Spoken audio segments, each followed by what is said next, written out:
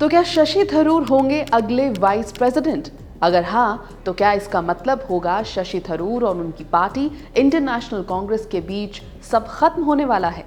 अगर Indian social media platforms और political circles की बातें सही साबित होती हैं, तो थरूर के पास सेकंड सिटीजन बनने का काफी स्ट्रॉन्ग चांस है।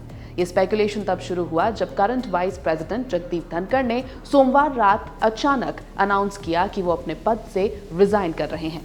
रूल्स के मुताबिक नए कैंडिडेट का चुनाव 60 दिनों के अंदर होना जरूरी है।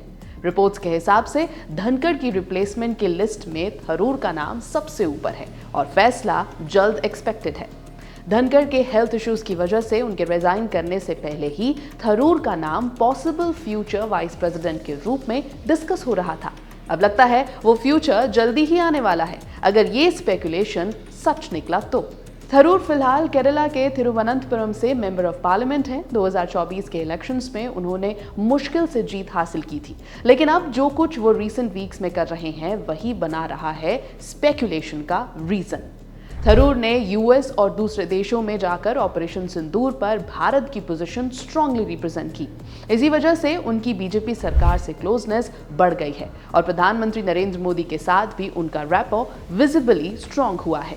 ये सब कांग्रेस पार्टी को पसंद नहीं आया। कांग्रेस ने तो उनका नाम तक नहीं लिया यूएस डेलीगेशन में, जहां ऑपरेशन सिंदूर को वर्ल्ड के सामने एक्सप्लेन किया गया। पिछले कुछ दिनों में केरला के सीनियर कांग्रेस एमपीज ने थरूर और मोदी के बीच बनती क्लोजनेस पर खुलकर आपत्ति जताई है।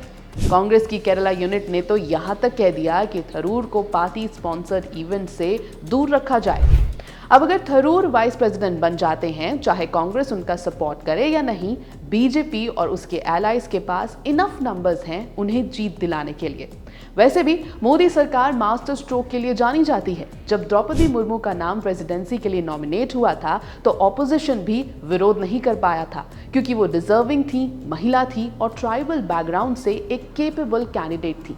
उसी तरह अगर थरूर को नॉमिनेट किया जाता है, then it will be another master stroke, जिसका विरोध ऑपोजिशन भी नहीं कर पाएगा, क्योंकि Tharoor has been a loyal Congress leader since decades. और अगर प्रोटेस्ट हुआ तो यह कांग्रेस के ही डबल स्टैंडर्ड्स दिखाएगा।